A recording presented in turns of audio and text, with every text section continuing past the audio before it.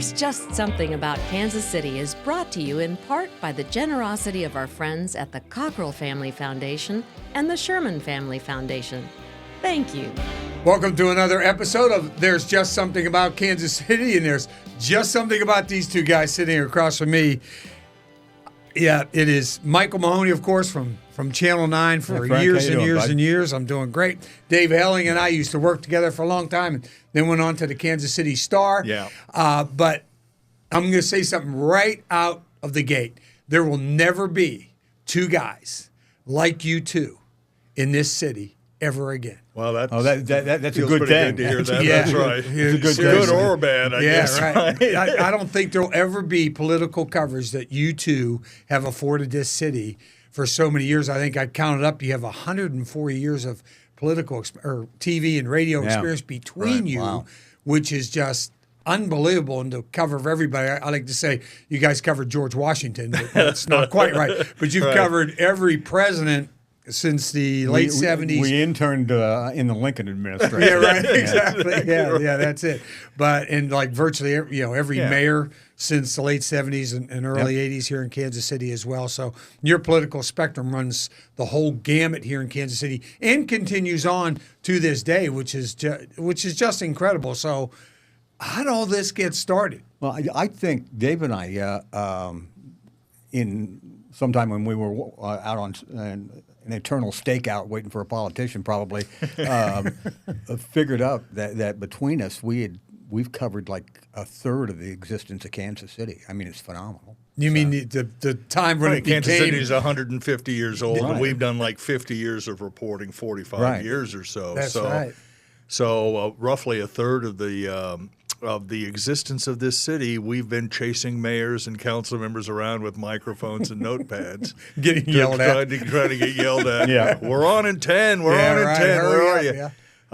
And I will say, I think Mike feels the same way. It's been a blast. Yeah. It was an absolute blast. Yep. Television, as you know, Frank, was a very different thing back when Mike and I were in our primes in the 80s and 90s, 2000s.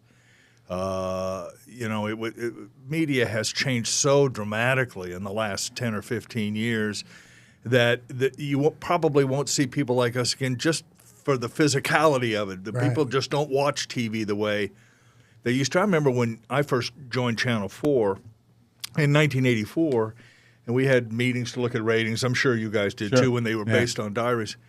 And if we got a 25 share, it was like a disappointing thing. Oh, Yeah, it was, only yeah. 25%? That's Because horrible. we'd look across the street, Yeah, and they're doing 30. 35. They're Yeah, doing 30, 35. And now, if you take all the newscasts from all four stations and put them together, and they get to 25 as a share, they're doing good. So, so much has changed. We were really at the pinnacle, really, don't you think, Well, Mike, of political in fact, reporting? Jack Harry and I, the former sports guy, Right, of course, at right. Channel 5, he and I are very good friends. And he says all the time, he said, we're in a golden age See, of television. we say that too. I firmly believe that.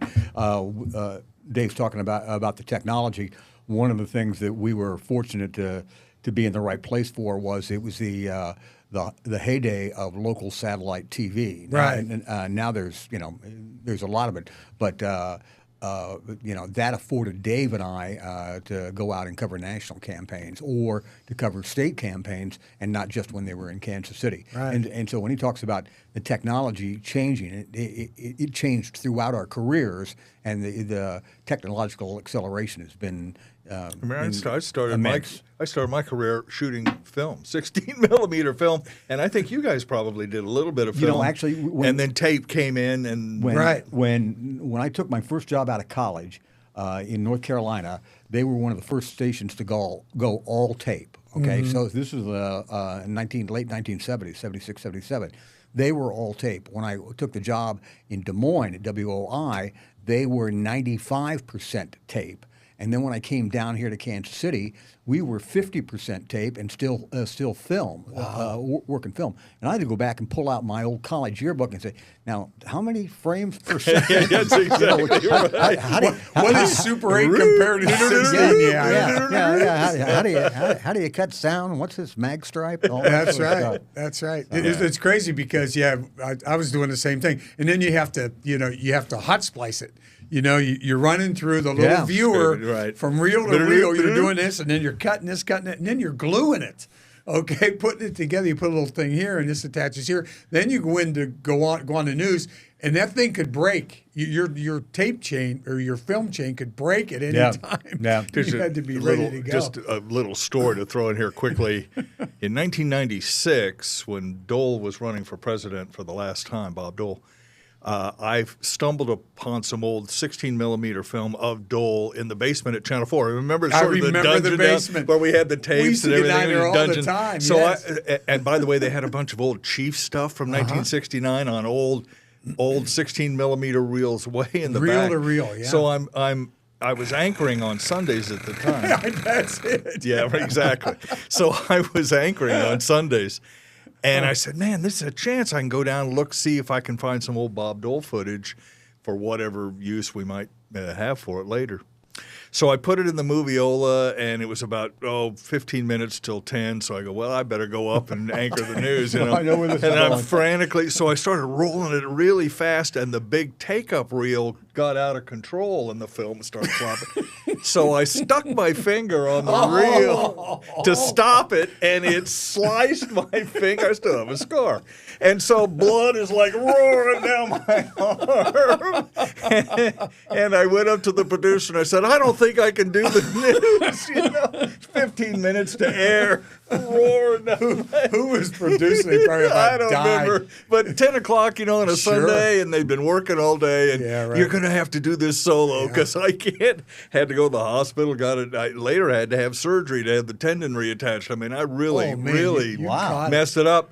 But then later, after they had done all that, I had sort of a weird contraption on my finger, and Dole was on some event, and he saw me, and he said, what happened to your hand? He had lost use of his right yes, hand exactly, in the war. And so he was really a student of hands and fingers and how all that stuff works. And so we had like a 20-minute conversation on what had happened to my finger. There was one, Frank, where I don't remember what you did, but you jacked up one of your legs playing softball. Yeah. Okay. Yeah. And I was playing softball and tore a cartilage in my knee. Sometime after that, Hillary Clinton comes into town. Kansas City, Kansas, Over remember? to KCK at the Reardon Center. We go through everything, and it's Helling and I, and we're hammering questions at her. She's going out the door, and she just under her breath goes, so what happened to you guys? I had a cast on one leg. He had a cast I on was another. crutches like that. And Helen says, we play politics rough here, man. And she just got in her car and went, let's get out of here. Right. I remember I said to her, well, we're testing this whole national health care thing that you guys are interested in. And she goes, are we in Missouri or are we in Kansas? Well, what side of the river? are we You know, on? one of the Let me things, just get out of the town here. Mike might agree with this. One of the things that has changed a lot in that regard is candidates don't come to town anymore. Like Missouri's no longer really in play. Right. So the national candidates you won't see this year and haven't seen in some time. There were years in which Mike and I were covering an Al Gore or a George W. Bush Yeah. or a Bill Clinton Weekly. if not more than that, Yeah, right? yeah. I mean, I'll never forget, as long as I live, the October of 2020. Oh, yeah, for lots of reasons. When I had worked with Channel 19 to put together a debate with John Ashcroft, who was the incumbent senator, and Mel Carnahan, who was who was the Democratic opponent that year. And we did it down at 18th and Vine. It was the only debate they were going to do in the entire cycle, so it was a big deal. We were down there. I was part of the panel, and then, of course, the Monday after that, his plane crashed. Carnahan's Very next day. crashed. Very next day, as we were driving to St. Louis to cover the Gore-Bush debate, which was scheduled for that Tuesday Right. in St. Louis. So literally, I finished the debate on Sunday night, got in a car, drove all night to St. Louis, wrote up a story about the debate. The Carnahan plane crashes. We're on that story for a couple of days. The funeral, the president comes and all the other candidates. And then the campaign continued. Missouri was in play, so you get, Gore would come out every other day, it seemed like, to Missouri. From 1988 through 2000, Missouri was a battleground state in every sense of the word. And so, like Dave was saying, these candidates, the national campaigns, were coming in weekly, if not more frequently than that. And it got to the point where, we had a governor's race in Missouri, we had a Senate race. It became an interference and a hindrance to covering the stuff that we were supposed to cover to serve our viewers, because the nationals were in all the time, and that would consume your entire day. Sure. When that happened, it became a real pain in the butt. Yeah. So local took a back seat, right? Yeah. I mean, we're in this national. In those days they offered little 5-minute interviews. Mike and I have talked to George W. Bush, and we talked to Al Gore. Little 5-minute. What are you going to ask? Obama did that in Kansas City in 2008. So that became sort of the cause of the day. But the important thing, Frank, and I think you are also a representative of this, is when Mike and I were in television, and even to an extent when I went to the newspaper, the people who ran the operation were more than happy to have Mike do what he did. Mm-hmm. And for me to do what I did. Because you could just say, hey, I don't have to worry about when the president comes or when the mayor has a speech. Mike will cover it. He'll do it well. He knows what's going on. But the trade-off for that was always, we worked hard. Good Lord, we worked hard.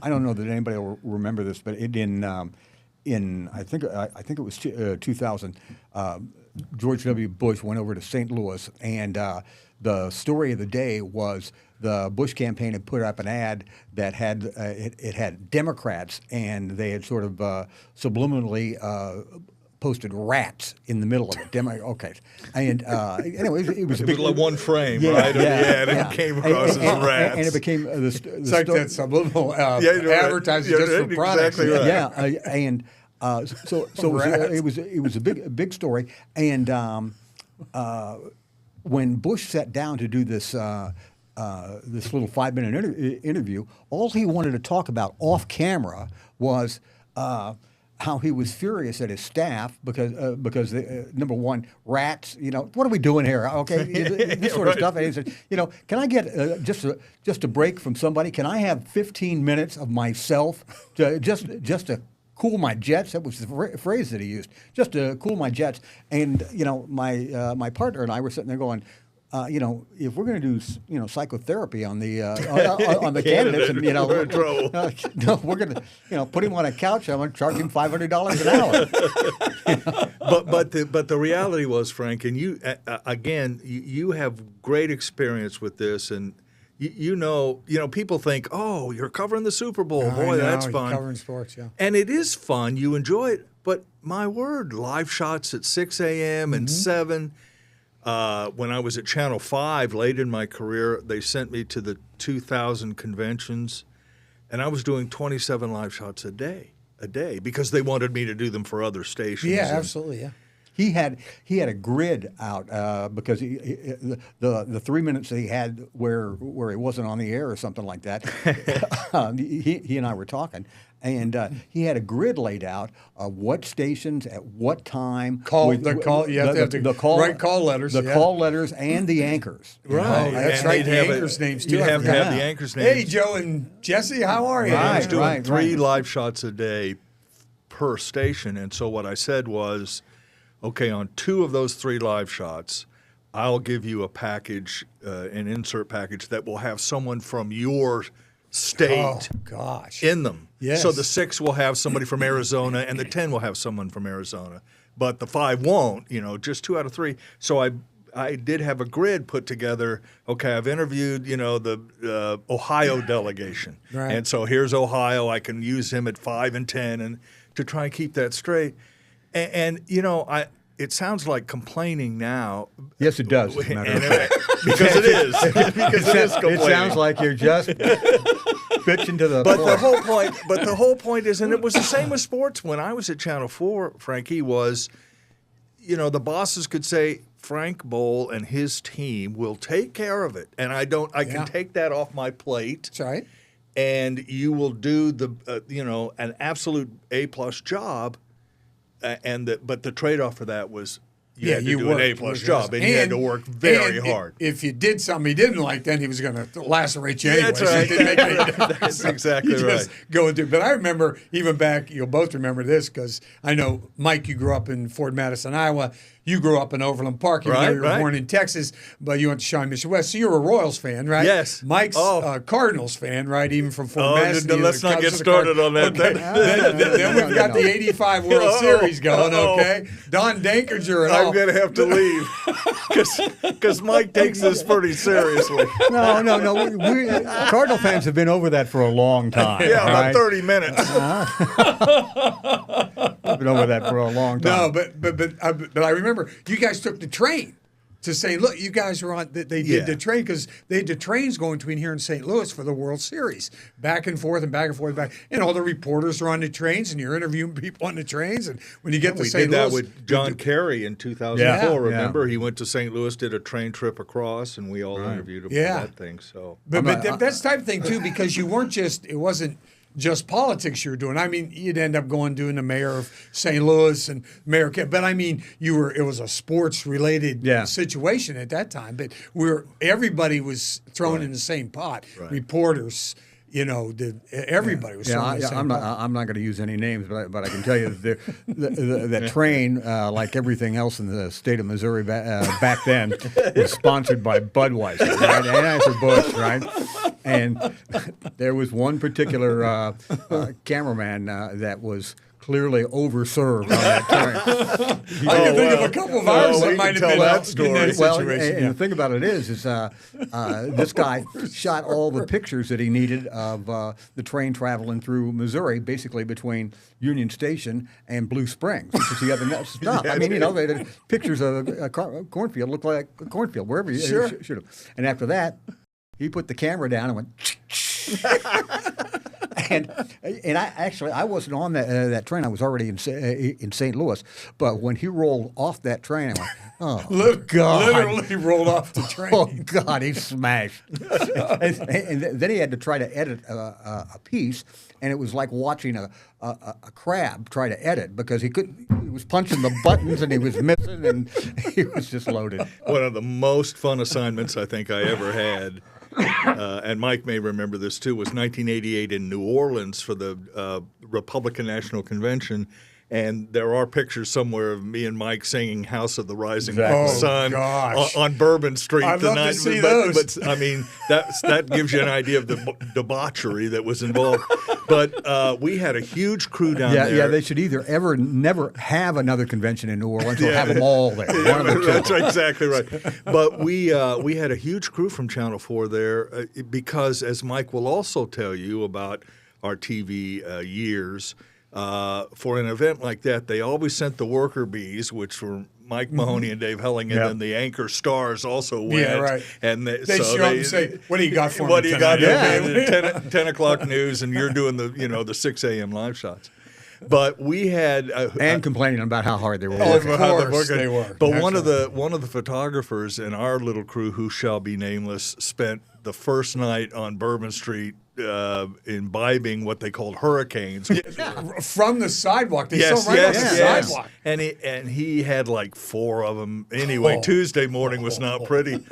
And I think we rented one car to get from the hotel to the venue, and this photographer was in the back seat, and we were all going, does it seem like this car is rocking to you? Does it seem like... And sure enough, the door opens, kaboom! And we ended up spending the rest of the day sort of covering for his work. The first convention I went to, they sent Larry Moore, a producer, Pat Stockwell, and I. Now, what's missing? 3 people. Now, what's missing from that equation? Photographer. a photographer. Yes, absolutely. Okay, so 84 San Francisco, yeah, right? exactly. This is where David and I met. We met for the first time. Then. And anyway, so Stockwell and I would walk around with $10 bills in our pocket and tell these other shooters from the work group that we were in at the time, hey, our shooter has got the flu. Our shooter broke his leg. Broke his leg. Our shooter has been arrested. Everything. Can you just spray the Kansas delegation? And hand me the tape. Yeah. Shoot a little bit. Oh, by the way, I just happen to have a tape with me. Yeah, like that. And we went.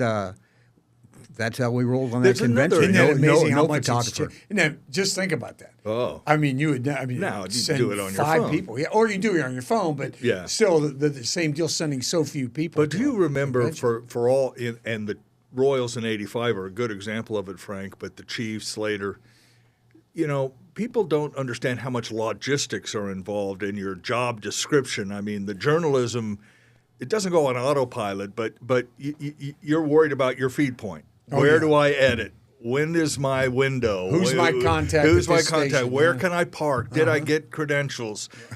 How far am I going to have to walk to get through security? And how long is seriously. it going to take? Yeah, exactly. To get to the booth or whatever. And that's again a skill that you develop over time. Yeah. And we'd been to and you covered so many big events that you understood. Hey, we need to be at a place by this time in order to get this done. I remember, I'll never forget, in '88, I think the Democrats were in Atlanta, and our good friend Bob Thill was down there. He was the anchor man that went down and I told him, I said, now, Bob, Jesse Jackson is speaking tonight at the convention, so you might want to get in a little bit early. He speaks at 8. You need to be in place by 5 or 5:30. Yeah, and he probably looks at you like, what? Oh, what? Yep, It's an 8 o'clock speech. I'll be there at 7:30. Yeah, that was not a wise strategy because they locked the building down. So, and I only knew that would happen because I'd done other. Because you've been locked out of the building. Yeah, or you get locked out of the building. Yeah. So in fact, the very same thing happened this year in Chicago with the Democrats. A whole bunch of reporters who didn't heed the warning that, man, it's going to be a jam-packed night. They're going to fill this place to the rafters, and they do it deliberately. Yeah. Get in early. Don't leave. Don't drink any water or have anything because if you leave the compound, even to go out to the restrooms, you may not get back in. Yeah. one of the things Mike like and that. I always understood, Frank, was on presidential visits or important events, you needed to be in place early. Yeah. It isn't as if you can just run up and throw your tripod down and create space. And I think it was in '88 in Iowa, we were staking out George H.W. Bush, who was running against Dole that year, and it was clear he was not going to do well in Iowa. And Mike and I got to his news conference site on that Sunday quite early. It was 1 degree, 1 degree above zero. And he and I stood out in the cold, and of course our photographers, I forget who was shooting for me, but waiting for an hour for George H.W. Bush. So, it seems glamorous at times, not always as glamorous as you think. I remember one with Dole during that cycle. We were in a little town in Iowa out by Cedar Rapids, and the town bank had I was there too. Had a time and temperature thing on a revolving screen, up there. And it came around, and Dole was supposed to be there at noon. Came around and says 12 o'clock. And then it flips back around, and it says minus 10 degrees. and by this time, we're used to that, the rotten conditions like that.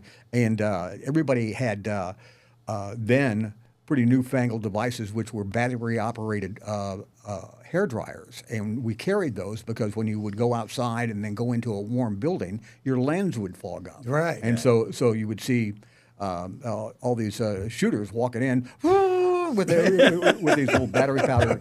You had to learn that too. You guys learned that off of the national guys, right? Oh, when we some weren't of they the it. first guys?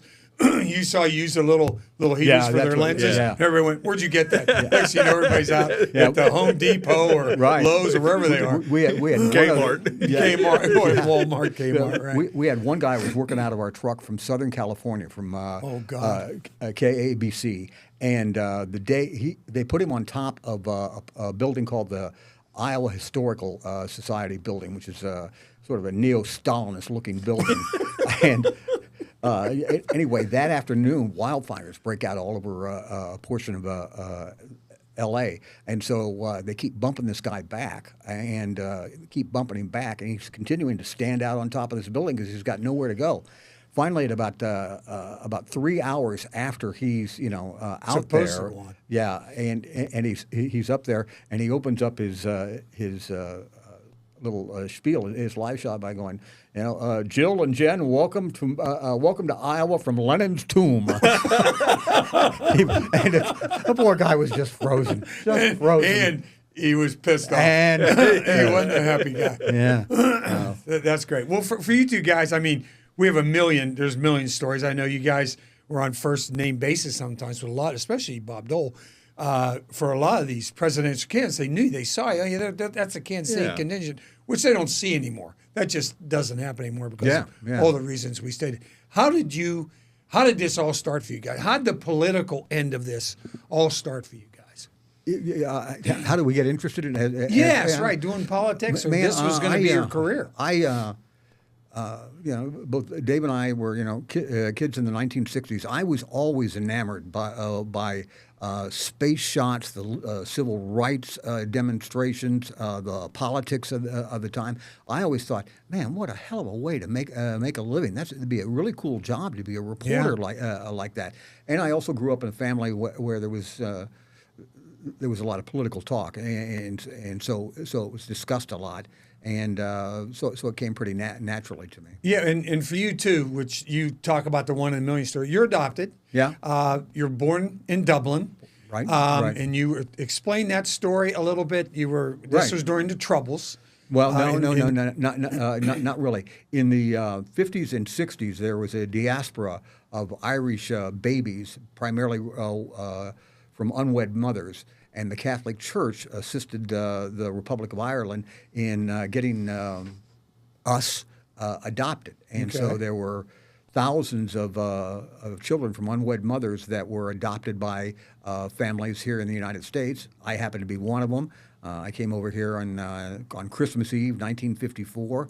And my parents, Jerry and Skippy Mahoney, Skippy's my wife, or my mom, greeted the airplane at then Idlewild, now Kennedy Airport. And the reason I know all this is because they had home movies of it, and they adopted me and took me back to Iowa and raised me as their firstborn son. And there's not a time I don't ever remember not being adopted. They always said it with a great deal of pride. Yes. And this is our adopted son, Michael. Yes. And I've got two brothers and a sisters from that family. And those are my brothers and sisters. And that was my mom and dad. And when you get to be in 6th and 7th grade, and they on St. Patrick's Day, they would always put my picture in the paper, blah, blah, blah. And you're a kid, so can I just be a regular guy? That sort of stuff. Yeah. But, I've always been proud of my Irish heritage, and I'm involved in Irish things here in Kansas City. You're the Irish, you're on the committee for St. Patrick's Day. Yeah. Here in Kansas City. I'm also on the board for the Irish Center here. The Irish Center, yeah. And then I help out, volunteer on the Irish Fest and other different events around town. And you've kept that little bit of Ireland by the way you spell your name, Michael. Yeah, right. Michal is the way it should be pronounced, but it's Michael. Yeah, it's funny because you say Michael and then you put next to it spelled correctly. Yeah. Larry Moore could never figure out how to say Michal, so that it had to be Michael on the air. And Dave, for you, you're born in Texas. Yeah, I didn't know that. Oh yeah, I lived there for a year. My dad was in the Air Force and lived on a base there, and but I had a much more sort of typical suburban, moved to the Kansas City area, lived in Lenexa and then Overland Park for a time. But Mike said something really important for guys of our sort of age, which was how much politics was in the air when we were kids. Sure. I was talking to my wife a couple nights ago, and for all the craziness in politics now and the January 6th and all the other stuff, in 1968, when I was 13, I was going to bring that up. Johnson quits in March. Martin Luther King is killed in April. Bobby Kennedy is killed in June. Right. The Chicago Convention in 1968, it was in August, I think, late July, early August. August. And the war. And the war And now in you Vietnam. got the Vietnam War. So it surrounded you. Now, a lot of kids, 13, 14 years of age, just tuned it all out or didn't care, whatever. I was fascinated by it. I think all political reporters from that sort of era thought, wow, these things really make a difference. I mean, it isn't a joke. It isn't who's running, we don't care, we don't know. It's really an important thing in the way people live. Right. Yes, and an element of that, if you were, 13, 14, 15, 16, 17 in the 1960s, was that the older you got into your teen years, the more the draft loomed over your head. Yeah, and exactly. For me, by the time Me too. by the time you got to high school, you knew people that had been drafted. You maybe have known people that had been hurt, maybe killed. And so when Dave talks about the politics being in the air, that's what he's talking about. Yeah, right. Yeah. So that's how I got involved in it, and then I just had I also had taken some speech classes in junior high and found out I was pretty good at that, sort of ad-libbing. And so you put those two things together, a love for politics and ad-libbing, that means journalism if you can figure out a way to pull it off. And then I had sort of a traditional track. I did go to Washington in the early 80s. We were owned, I worked for a station in Wichita, and we were owned by an eccentric old man who decided when satellites came out that he needed a Washington bureau. So they sent me to Washington That's for 3 or 4 years. Cool. You talk about great experience. I was in my early 20s, and working at the White House, for gosh sakes, and on Capitol Hill. So that was a really formative experience. And then Mike and I met in 1984, and I came back to Kansas City in October of 84. They shut down the bureau. Some other things happened. Television news is an interesting industry. Tell me about it. Now. Exactly right. It's not the glamour everybody thinks it is. So I came back to Kansas City. I love my time at Channel 4. I mean, again, one of the things, and I think Mike, again, may or may not agree with this. Probably not. We competed. Think about the World Series again. Yeah. Go ahead. We competed like Drop crazy. It, guys. I'm over right. He's over it. We competed like crazy. I mean, one of the dynamics when you talked about, not having another pair like this, one of the dynamics back then was we watched each other. Yes. And we worked hard to beat the other guy. How did he get that? Well, who told him that? We covered the stadium thing back in the 80s, when Clark Hunt or when Lamar Hunt and you and Kaufman were involved. And so,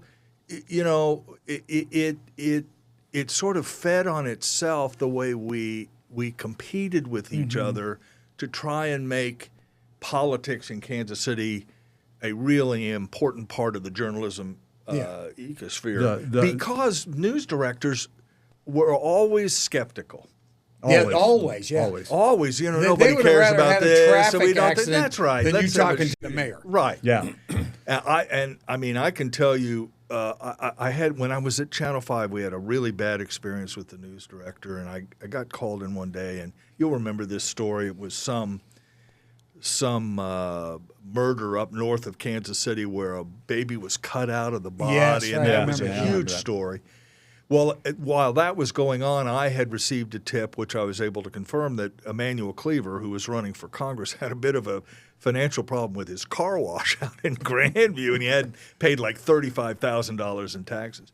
So we did that story. The former mayor, congressional candidate, has a financial issue. And about 2 weeks later, he called me in and he goes, I'd much rather have the baby story than the Cleaver story. Who cares about the Cleaver story? And I always used to say, why not have both? Yeah. Just because you do politics doesn't mean you can't do the fire, the murder, the car wreck. Sure. You can, but to pull that off, you need Mike Mahoney on your staff. Yeah, or you need Dave Helling on your staff. Exactly. To make who it can say, hey, I just leave it in my lap and I'll take care of it. And one of the lasting images that I will have of my life is Helene and I are working some event at the Truman Library, and we're in the Truman Auditorium, and it's a political event. The cameras are in the back. The event ends, and I see Helling and his good buddy and photographer Don Proctor breaking down and streaking down the north aisle towards the rope line up front. I'm taking my partner Jeff Roberts and I'm streaking down the south aisle, trying to get up front for an interview. Yeah, just to get a quick. We used to call him "You lick it, I lick it," you know. and I kept. That's the best. Yeah, I kept glancing over, and Bear was doing the same, looking at, are we ahead of Proctor or are we behind Proctor? Are we ahead of Helling or behind? And it was like two quarter horses in a race or something like that. And we got down there. He got his lick. I got my lick. And do you remember who it was? No, I don't. Vice presidential candidate, wasn't it? It was somebody, no I forget Somebody what it was. thought was important at the time. Just sort of drifted off into the ether. Yeah. Well, but here's the other deal about that too: is the fact that competition makes us all better. Okay. Yes. But the deal is, without a doubt. Once you're off the air, you two are. Buddies. You're talking, discussing stuff. You know why, talking, Frank? Because I love Mike Mahoney like a brother. Back at you.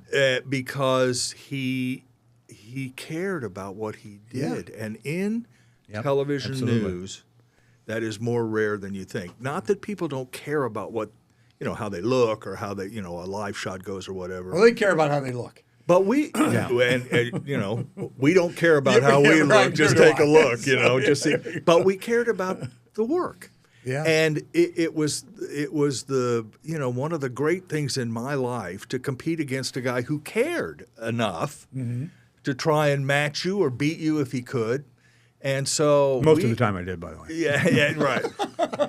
Well, not all the time. But I think again, I think I helped make Mike better because without question. Without question. Yeah, I mean, he's doing this, I need to do that, and that's what you'll never see again.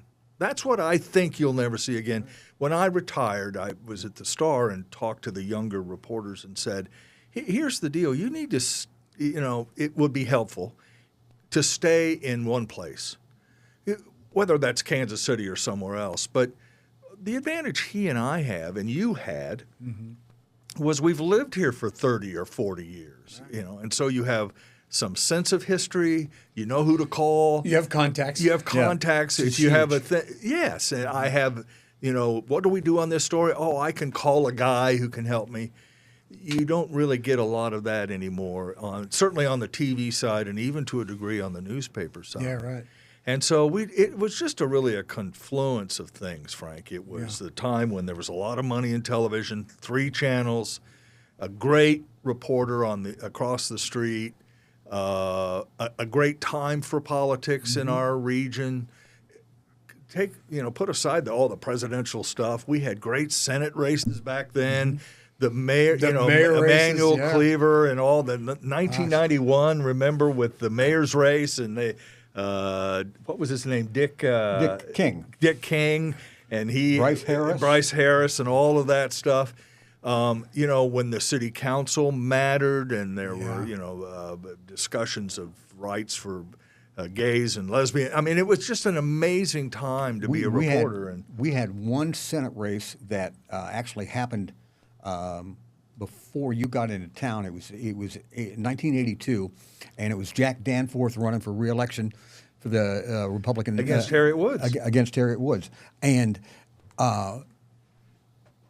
Danforth refused to campaign on the evenings when the Cardinals were in the playoffs that year because he wanted to watch the game. He wanted to watch the game and said nobody wants to listen to me when the Cardinals are on TV. And he was probably right, but Harriet Woods damn near knocked him off because she kept going and having events and everything like that, and Danforth went, no, the Cardinals are on. We're not going to the Rotary Club tonight. We're watching the ball games. Yeah, you had a sense of competing on the sports desk. Oh, we did too. Yeah, Jack Harry and I were good friends off, but on the air we wanted to kick each other's butts. All the time. And we'd always go out and he'd go, boys. He always said, boys, how'd you get him to talk to you? Yeah, well, he said, boys. And I'd go to get him like Jack. how did you luck into that interview? What do you mean luck? I luck into that? What do you mean luck into that? Get all huffy, But it mattered that in his voice. But it mattered that he cared about it. That you could poke him with a stick. Absolutely. Here's the best story. I get to town here. Okay, it's early '80s, right? 1981, right? I get to town here, and I'm in there for a while, and my mom and dad come and visit. And they're watching TV, and they're asking me, well, who are your competitors type deal? And I start naming Jack. I said, and Len Dawson. And my mom goes, Len Dawson? She goes, because they're from Pittsburgh, and they had Len Dawson. Right. But the deal is, she goes, Len Dawson? She said, oh, I guess you won't be here that long then, huh? Mom, thanks a lot. Okay, I think you outlasted Len, didn't you? But you can imagine having Len Dawson sitting at the sport, and he couldn't have been a nicer guy. Oh no, he was the best guy ever. He was all world. And I loved Jack and Fortune. The whole crew. Mike Bush, who went on to St. Louis. He left to anchor sports the news. And he became the huge anchor in St. Louis, very successcal news anchor in St. Louis. And he's still there. Yeah. It's amazing. And you guys are both still basically working. I know I see you on This Week in Kansas City. Right, okay? Week in Review. Yeah, so Week in Review. I see you still on TV. You're still doing I still write a little bit for the paper. You're still doing some stuff for the paper. I'm on Week in Review with him. I know. What, am I chopped liver or what? Okay. Boy, these St. Louis guys have really thin skin. But no, I see you as well. I see Chris Katz, and I see a lot of people that are in the Week market. in Review is a good example, Frank, of what we've been talking about, because I talk to Nick Haynes, who's the host of that show all the time, and I go, Nick, I'm retired. He says, man, it's so hard to find people in Kansas City who, A, can sort of stand before a microphone and talk, and yet still pays attention to what's going on and understands patterns and knows. Yeah, they know. And Mike and I are a couple, it isn't as if you don't have people covering stories now that are of interest to the community, but it's just a different environment, completely different environment from the weekend. Yeah, and I know I sound like, what about we did it right in the old days? No, we did. But it wasn't. I'm sorry, we did do it right. But it was just all these factors sort of coming together. Yeah. And for you, Dave, too, you went from TV, you went from Channel 4 to Channel 5, I think, and then you went to newspaper, right? Right. Was there any? Which is really unusual when you think about it. Because it's almost it's reverse of what now it's reversed. Yeah. All the newspaper guys, I can remember talking to the columnists, and they hated us back in the day. The newspaper guys hated the sports guys. The newspaper sports guys hated the Trust TV me, sports the guys. newspaper reporters hated the broadcast reporters. Yeah, right. To some degree, absolutely, still have a skew view of what we do in television. Yeah, exactly. Yeah. But I'll just tell you, I call them scribblers. Okay, ink-stained wretches is what we call them. Scribblers and their photographers are snappers. Yeah, there you go. But I don't. I never look down on my work in television because again, it was an important thing, and we did it. Mike and I think, did a pretty good job of it. I loved my time at the newspaper, too. Yeah. In part because, Frank, and you'll get a sense of this, too, in television, they want good journalism, but it isn't always the first thing they want. Yeah, right. First they want the weather first. Yeah, okay? right. We'll forget about the rest of this. If they get good reporting, great. That's kind of like a bonus. Yeah. But if you I used to, when I was at 5, your ties are too drab or whatever. All that crap. Go to the consultants and learn how to. Your makeup's the wrong shade. Yeah, the newspaper at the time I joined it, things have changed a little bit there too, more than a little bit. But the newspaper's first job was being good at journalism, yes. And then the other stuff. Can you write well? Can you write well on deadline? All this other stuff. So I enjoyed that challenge. The great thing about me going to the paper for me was I was 50 when I made the move. What a great time to learn something new. Perfect. I mean, you talk about recharging your batteries. Here I am learning a completely new skill at 50. And you didn't have to carry tripods all over the place. Although I shot video for the Stars, which you'll remember, I was carrying tripods all over the place for that. And I will tell you that just because you brought that up. you going to a newspaper, and then all of a sudden the newspaper is starting to transition to the Yes. streaming.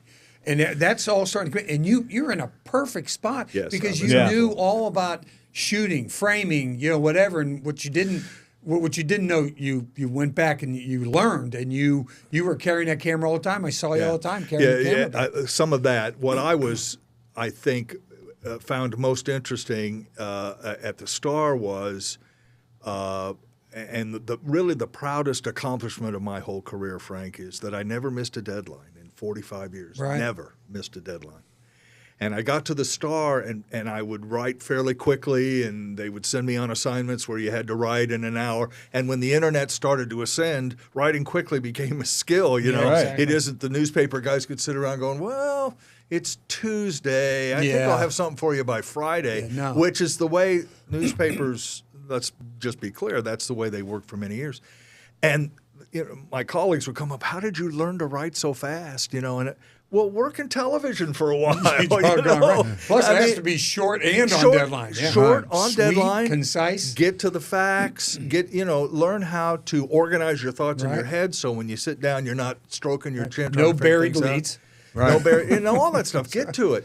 And that, so in a sense, my television background helped immensely when I went to the newspaper. And the other thing is, you almost always had a byline on your work, but even when you were writing editorials, I could tell by the voice of the piece that Helling wrote this. I mean, you have a distinctive literary voice as well as Plus he did have to write for the anchors too, because he wouldn't always be in a package. They go, get Helling off of that thing. People would go, at the Star. I used to chuckle because they'd have these meetings.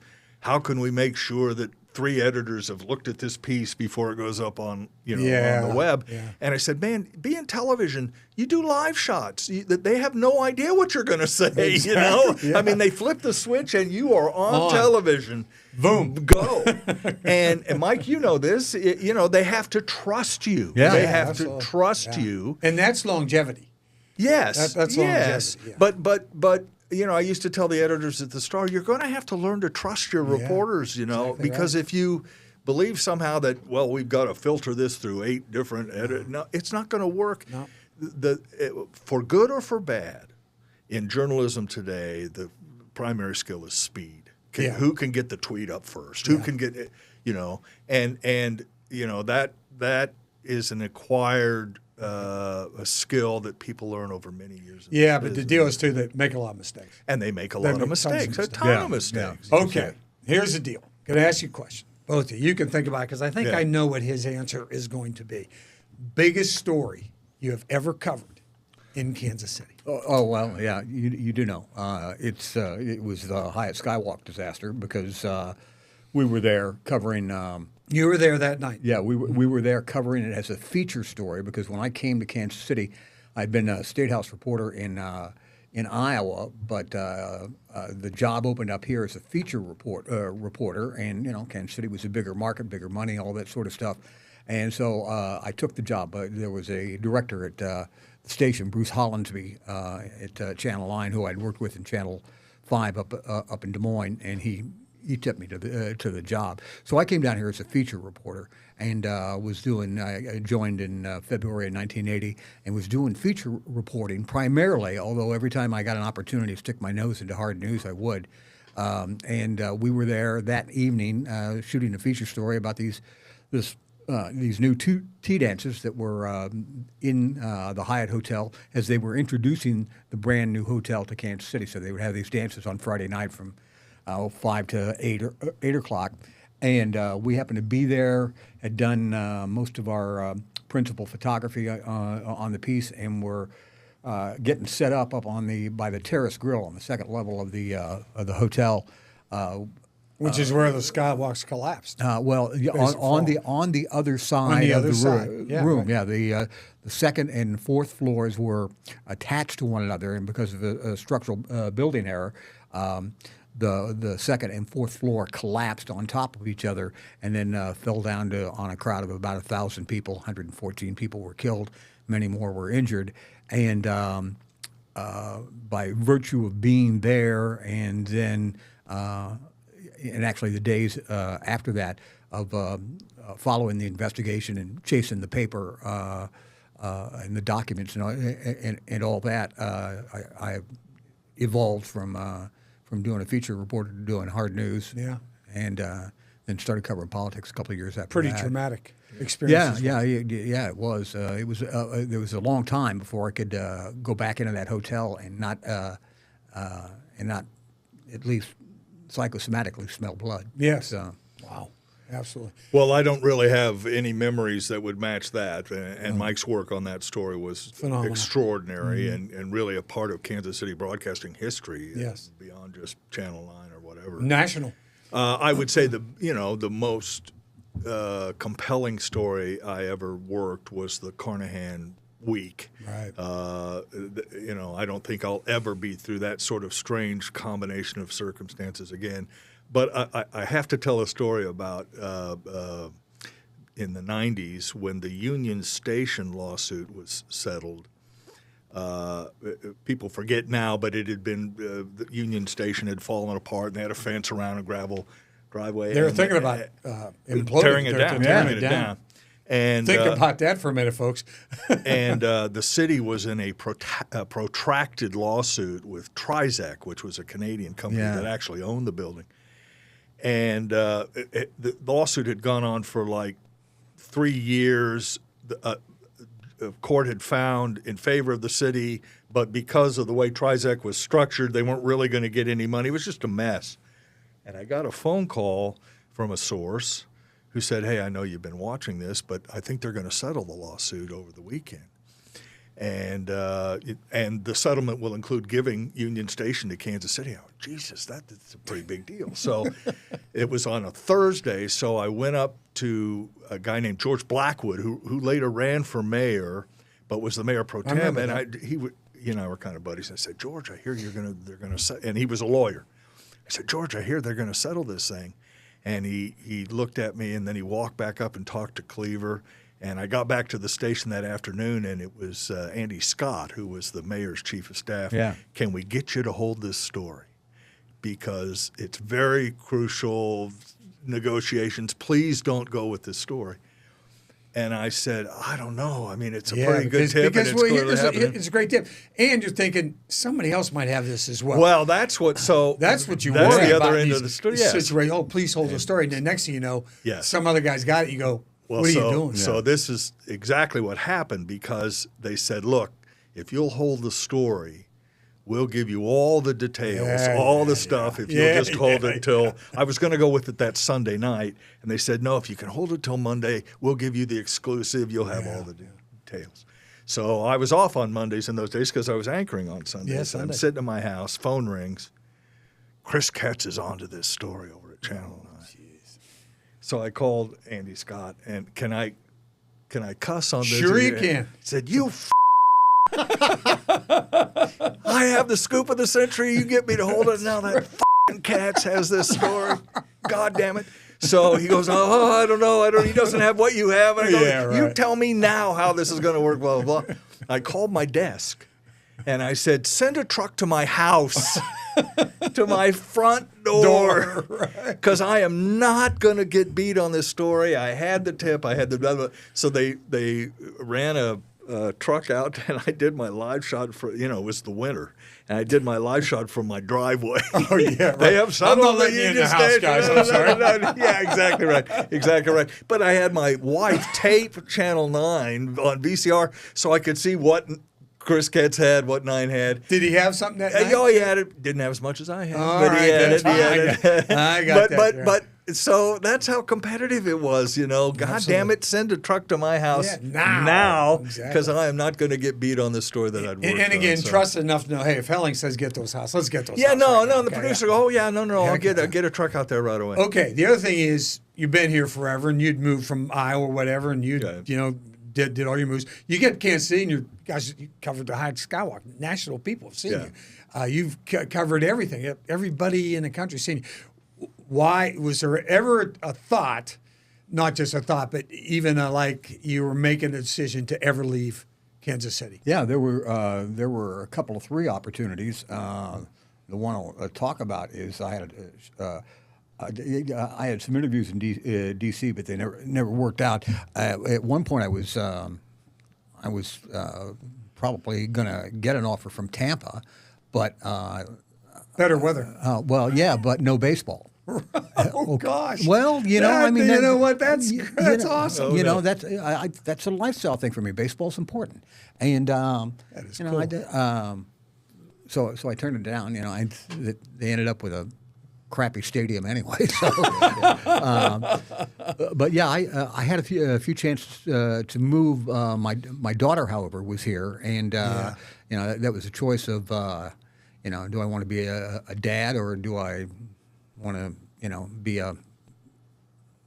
not a good dad? Did you get recruited from other states? Oh yeah, Frank, all the time. Both Pittsburgh and Philadelphia. Pittsburgh is my hometown. Yeah, right. I spent 9 years in Philly. I was at Nova and then coached there for a while, and you know, did all that sort of thing. So yeah, definitely. But and you? No, not many. Although at the height, you know, remember I did a feature called Truth Watch where we would take a look at ads, and that was a pretty big deal from the that was commercials. a big deal. It turned out to be a pretty big deal, and people everybody noticed it. They all do it now. It's very hard. It's really hard. I mean, I've done a cycle, two of them. Truth Watch, a thing where you have a political advertisement for those out there who don't know, and they'll give you, I did this, I did this, I did this, I did this, and then Dave would go tear it apart, and Mike would go tear it apart. More importantly, he did this, he did that, and they'd be attack ads or going after attack ads, and that's not true. That's not true. That's anyway. Not true. At the height of Truth Watch, Brian Bracco, who was Mike's boss, that's right, called, I think, a station. It was either in Los Angeles or Philadelphia, and they called and they said, hey, I found out later, of course, that Bracco was behind the deal. Would you send us a tape? And I think I did sort of half-heartedly, but you know this. Kansas City is a great place to live. That's the other question. That's what this is all about. Yeah, it's a great place to live, and it's a very newsy town, or was at the time. I mean, there were, you know, opportunities to have scoops all the time and big important stories, and at the time, again, Missouri was competitive at the national level, so we'd get, you know, chances to interview folks and meet folks that would, you know, you'd remember the rest of your life. So the idea of going to Los Angeles or Philadelphia New York did not. But plus, you don't know anybody. Learning the politics of Philadelphia was going to be difficult to say the least. Parachuting in, sure. So, but I loved Kansas City. I mean, it's a great place to live, raise a family, buy a home. Right. Yeah, no. I always tell people, look, if you want to have a cosmopolitan life in Kansas City, you can do so. If you want to have a neighborhood life in Kansas City, you can do so. If you want to have a suburban life in Kansas City, you can do so. If you want to have a rural life, you can do it, and either still be in the city limits or pretty darn close to them. I mean, the other thing for you can find your level pretty easily. The other thing for a political reporter, and this is almost unique in major markets, you have two states. You have Kansas and Missouri. Mm-hmm. So the politics in Kansas are as important to you as the politics in Missouri. Although that would cut two ways sometimes. Sometimes it would make your life a little more challenging, but if you had a crappy Senate race in Missouri, maybe you'd have a good one in Kansas or whatever. Whereas if you report... Nothing like knowing in the back of your mind what being able how to explain the school finance formula in two different states. That's exactly right. Or really, you know, Mike raises like as Scotch. That's right. You know, and the importance of understanding the school finance formula, even if you didn't have to report directly on it, you had to know it so you could have conversations with folks. But, you know, Minneapolis, it's Minnesota, Denver, Colorado, Des Moines, Iowa. We had two states. Yeah. So you have two states that are politically interesting and active, a great metropolitan area, good place to live and raise a family. I just never felt the need to go somewhere else. Now, things got a little rocky at Channel 4 at the end of the 90s. I remember. Financially and some other. And Channel 5 came and said, we'll pay you an enormous amount of money to come work for us. And at the time, you know, I had two, you know, teenage kids. An enormous amount of money was you have to think about your family, too. Yes. But you weren't thinking about leaving the market. You're just going to another station. Where can I... I've done that, too, Dave, so don't feel like there's a problem. Well, Mahoney's, you know, he's been in 9 forever. As it turned out, the Channel 5 thing was not optimum. I mean, it just, when I first got there, it was fine. I was doing my thing.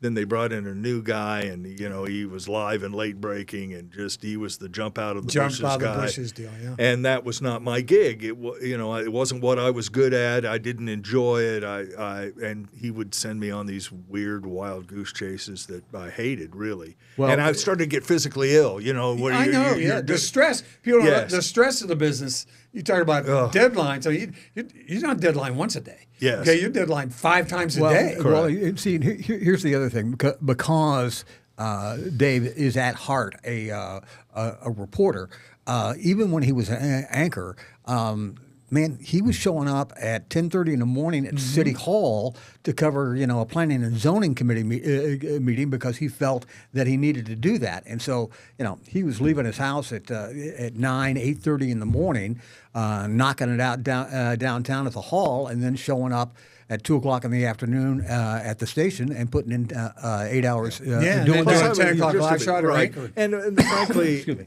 being an anchor was not fun for me. Yeah. Now, some people enjoy it and they do very well at it, and frankly, it's a skill. People who can anchor the news are very good and very valuable. It just wasn't me. Yeah. My deal was chasing the mayor down the hallway with a microphone. Plus, but you were burning it at both ends. Is what I was, and so I just it wasn't comfortable. But at the time, I talked to Channel 4 about going back to Channel 4 at the end, and I talked to them, and they had said, "Yeah, we'll find a place for you." And I was talking to 41 a little bit. 9 had Mike Mahoney; they didn't need Dave Helling at all. So no, actually, we didn't want you. Yeah, didn't want me either. No, which Mike didn't want you. That's right. Undo it, Channel 9. But again, at that age, I was 50 years old. I thought to myself, wow, what can I learn new? Mm-hmm. And I had some conversations with the paper, and now, as it turns out, I found this out much later, they hired me at the newspaper primarily to help them understand television for the net and but they didn't, when I got there, they didn't have any equipment, no cameras, no mics, no nothing, and as I think Mike will tell you, it's not my habit to just sit around, and wait. So I said, well, let me write some stuff from the paper. And I wrote a couple of stories, and they were all going, damn, he knows how to write, too. Yeah, So at that point, they don't think that about TV people. Exactly right, which is one of the main reasons I wanted to go to the paper was I wanted to show those folks that broadcasters are not universally stupid. Right. And which is the feeling you talked about the sports guys. I remember. The news guys have the same sort of disdain for what we do. Or did at the time. That's changed a lot over. Yeah, they've all the crossed years. over to TV. Right, and they all sort of have some envy of being on radio and doing some other things. But that superiority complex by the scribblers. I remember that. I remember that. It's still vividly. Down at J School at Missouri. I mean, all the way down from the professors through the associate professors, the entire faculty. That newspapers were serious and that we were a clown show in broadcasting. Right, and you had to take, at that time, a number of print courses down in journalism, and if you were in the broadcast sequence down there, you walked in at a disadvantage because you were not print. So, and the other, he mentioned SLU, so I'll let you mention Missouri. Creighton U. I will let you mention Creighton U. You talked earlier about your background. President of your class. That I was. I was the student body president. So I learned. I told people later. I said, "There's not much difference between the soccer club wanting $1,000 and the Pentagon and wanting $700 billion." I mean, it's just the size of the ask, but it's the same sort of dynamic. So I learned some things there too. But I, at the end of my career, was enormously fortunate to be given an opportunity to learn a new skill and to exercise that skill for the newspaper. And, over time, they sort of said, hey, we'd prefer you to write for us than running out and shooting videos, and they hired people to do that. Well, Frank, what I learned about his education was, and you'll appreciate this will be good. was it's a bad idea, just in the general life, to argue with somebody that's got a Jesuit education. Yeah, that's right, you are. See, and this you got to know better, Mike. This is kind of a Catholic thing here today. Right? With all three of us, So Hey, I'm out of it because I was Augustinian, okay? Our guys were Augustinians. But I did have the St. Joseph nuns that used to beat us up, and Christian Brothers who used to beat us up I pretty went good. to St. Agnes over on Mission Road when I was a kid, young kid. And like all Catholic boys, I was going to be a priest, right? Yeah. Like we were all going to be priests yeah. and hand out the host and all that other stuff. And then, you know. And then life happens. Yeah, well, then rock and roll happened for me. I'm going, wow. Well, Yeah, well, the when- 60s happened for me. So Exactly. If you ever have us come back, I'll tell you a nightmare story about communion. So. oh, boy. Well, you know, we might be able to squeeze in, I don't know for Ben, but we might be able to squeeze in a nightmare community story. Okay. And you know what? We might end this podcast on your nightmare community story. Really quick. I was a pretty good altar boy, anyway, so I got the big show, 10:30 Easter Sunday Mass. Oh, all right, okay. You got the choir, you got the whole nine yards. It's the whole thing, right? The Super Bowl, and anyway, I'm with the lead celebrant of the Mass, and we're for folks who don't know, the altar boy holds a golden plate or in those days, a paten. A paten is what they call it in those days. Underneath the chin of the communicant. Communicant did not touch the host. Exactly. In the unlikely act that maybe the host would fall off or drop off or something like that. Well, we get finished with almost everybody from communion. Now we're back to the guys that only go on Christmas and Easter, right? And anyway, so the priest back in the day places the host on this man's tongue, and he flips it, and the host flips off of his tongue and begins to fall. And I've got the plate there, the paten, and when they say wafer thin, folks, they mean wafer thin. So this thing is floating down just like this. Like a feather. Yeah, like a feather. And I'm jabbing at it with this, with this paten, and I'm going lower and I'm going lower, and Jesus falls on the floor. And, now you've really got a problem. Oh my God! The body of Christ is on the floor. And where we're at is the entire convent of nuns is like 3 rows back, and they're all rolling their eyes back, and I think I'm going to be excommunicated on the scene. You're in big trouble. And anyway, so we step aside, finish the rest of the communion. We're getting ready to go back, and the priest says, "No, you stay here, with the host." And he goes back and gets a little. So the host is still on the ground, right? And he goes back and gets the Eucharist 500 vacuum cleaner or whatever it was. No, it was a little device, and it came up. There's a real device that did this. Yeah, I never knew that. Well, you never dropped the host, okay? He comes out, says a prayer, disposes of it, and we go on and finish the Mass. And at the end of the Mass, I now believe that I'm just I'm going to hell right there. Okay, I'm sure. on the express, mortal sin, baby. You're done on the express bus, right?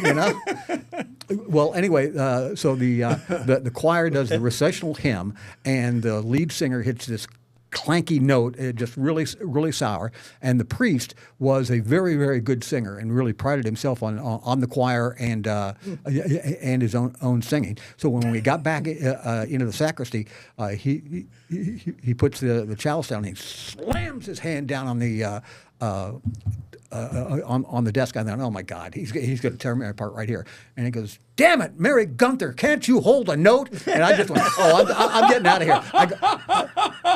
I grabbed the candle extinguisher and went outside, and did Barney Fife.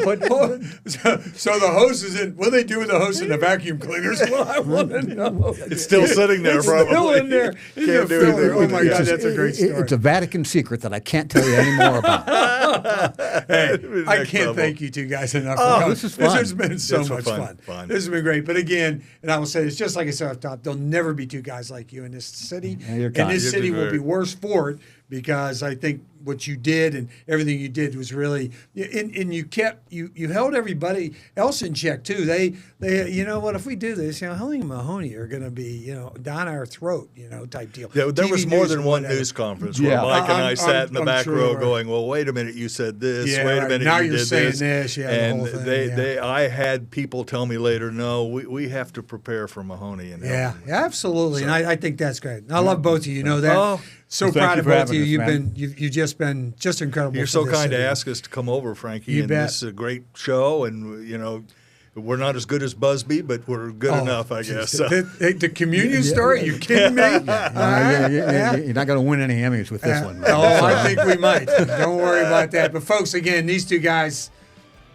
are two of the reasons why there's just something about Kansas City. Thanks, guys. You bet. There's Just Something About Kansas City is a registered 501c3 nonprofit organization with the mission of documenting the stories that have built our city to inspire and educate generations to come. Our work is made possible by the generous support of local partners such as the Cockrell Family Foundation and the Sherman Family Foundation. For more information about how you can help us share these stories, visit our website at somethingaboutKC.org. Thank you.